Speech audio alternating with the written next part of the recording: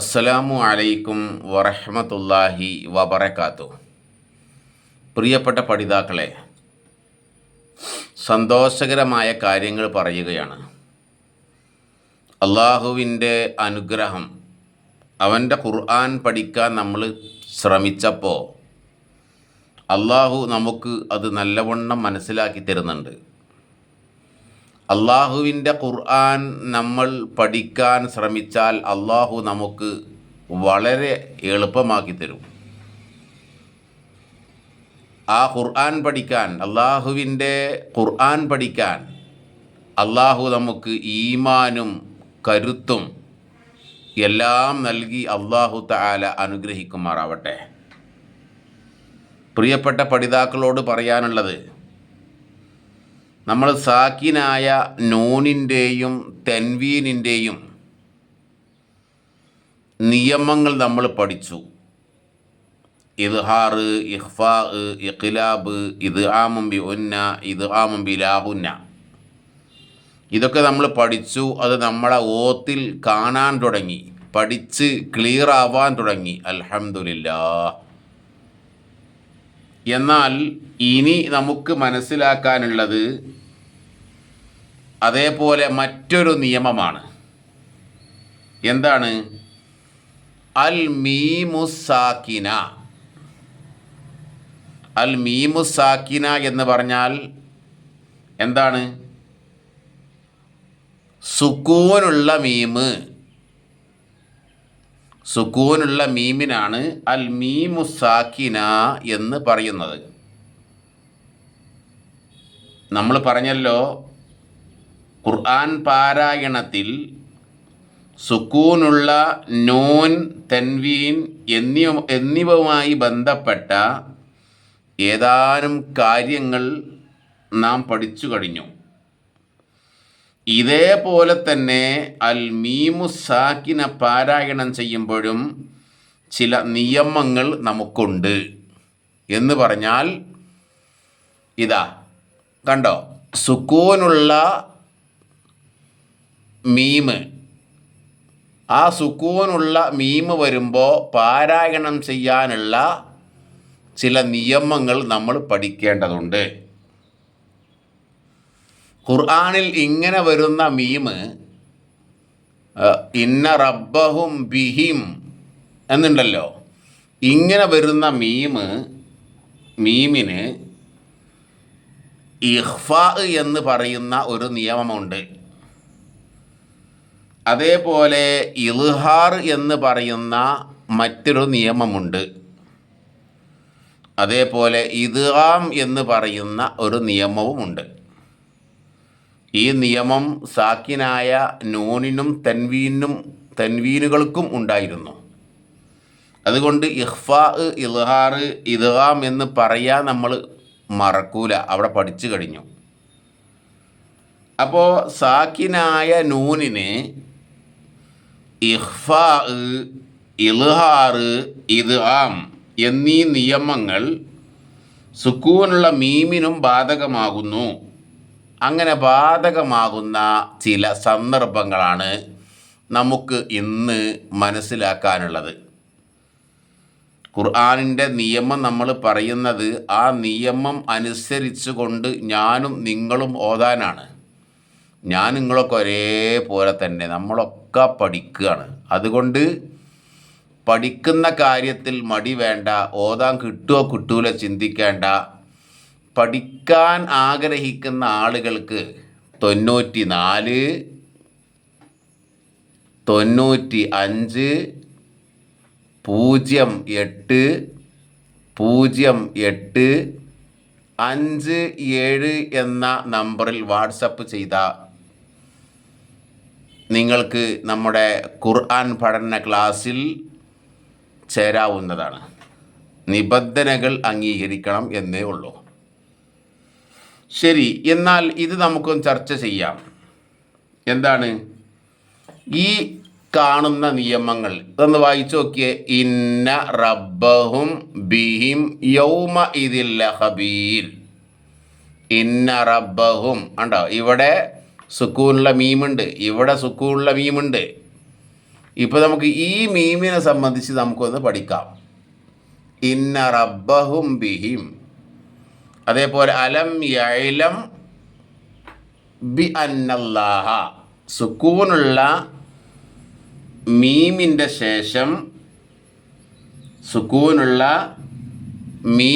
ശേഷം ഹർക്കത്ത് വന്ന ഉദാഹരണങ്ങളാണ് ഞാൻ കാണിച്ചിരുന്നത്.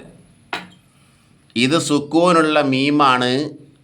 ആ സുക്കൂനുള്ള മീമിൻ്റെ ശേഷം ഹറക്കത്തുള്ള ബാ വന്നു, ബി എന്നാണ് വന്നിട്ടുള്ളത്.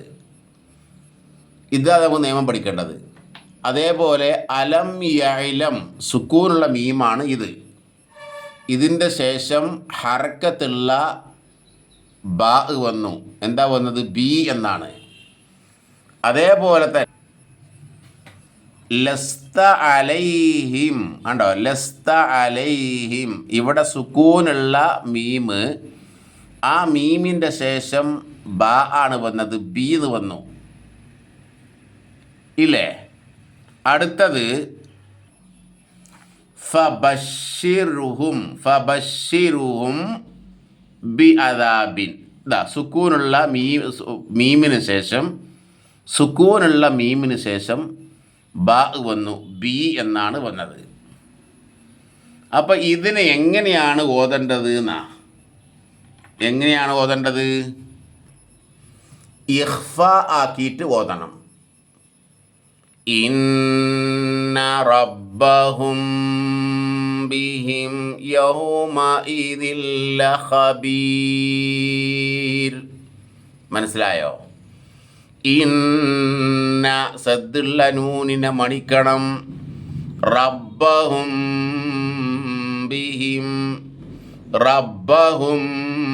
ബിഹിം എന്ന ഇവിടെ ഓതേണ്ടത്. സുക്കൂനുള്ള മീമിന് ശേഷം ബാ വന്നു, ഹർക്കത്തുള്ള ബാ വന്നു. പിന്നെ യൗമഇദിൻ ലഖബീർ. ഈ നിയമം നമ്മൾ ഇത് ആ ബിലാവുന്നെ പഠിച്ചിക്കണ്. അപ്പോൾ ഈ ഒരു വാചകം നമ്മൾ തജ്വീദ് പ്രകാരം ഓതുമ്പോൾ ഇന്ന റബ്ബഹും ബിഹിം യൗമഇദിൻ ലഖബീർ. ഓതി വയ്ക്കുകയാണ്. ഇന്ന റബ്ബഹും ബിഹിം യൗമഇദിൻ ലഖബീർ. ഇവിടെ എന്താക്കണം അറിയോ? സുക്കൂനുള്ള മീമിന് ശേഷം ഹറക്കത്തുള്ള ബാ വന്നാൽ, സുക്കൂനുള്ള മീമിന് ശേഷം ഹറക്കത്തുള്ള ബാ വന്നാൽ വ്യക്തമാക്കാതെ രാഗത്തോടെ ഓതണം. വ്യക്തമാക്കാതെ ഇവിടെ രാഗത്തോടെ ഓതണം. ഇവിടെ കേട്ടോ, ഇത് നല്ലോണം ശ്രദ്ധിക്കണം കേട്ടോ. ഇന്ന റബ്ബഹും ബിഹിം യൗമഇദിൻ ലഖബീർ. ഈ നിയമം ഏതാണ്? ഇഖ്ഫ ആണ്. അൽ ഇഖ്ഫ. കണ്ടോ? അൽ ഇഖ്ഫ. അൽ ഇഖ്ഫ. സാക്കിനായ നൂനിൻ്റെയും തൻവീരിൻ്റെയും നിയമം നമ്മൾ പഠിച്ചതുപോലെ സുക്കൂനുള്ള മീമിൻ്റെ ഇഖ്ഫ ആണത്. ഇഖ്ഫ ആക്കിയിട്ട് ഓതണ്ട്. സുക്കൂനുള്ള മീമിന് ബാധകമാകുന്ന ഇഖ്ഫ. ഇന്ന റബ്ബഹും ബിഹിം യൗമഇദിൻ ലഖബീർ. ഇനി നോക്ക്. അലം യഅലം ബി അന്നല്ലാഹ യറാ. അലം യഅലം ബി അന്നല്ലാഹ യറാ. ഇവിടെ നല്ലോണം മണിക്കണം. എന്ന് പറഞ്ഞാൽ വ്യക്തമാക്കാതെ രാഗത്തോടെ ഇവിടെ ഓതണം. കാരണം സുക്കൂനുള്ള മീമിന് ശേഷം ഹർക്കത്തുള്ള ബാ വന്നു. ഹറക്കത്തുള്ള ബാ വന്നപ്പോൾ വ്യക്തമാക്കാതെ രാഗത്തോടെ ഉച്ചരിക്കണം. ഇവിടുത്തെ നിയമം ഇഖ്ഫ ആണ്. ഇതാ ഇഖ്ഫ. ഇനി നോക്കൂ. ലസ്ത അലൈഹിം ബിമുസൈതിർ ലസ്ത അലൈഹിം ബി ലസ്ത അലൈഹിം ബി.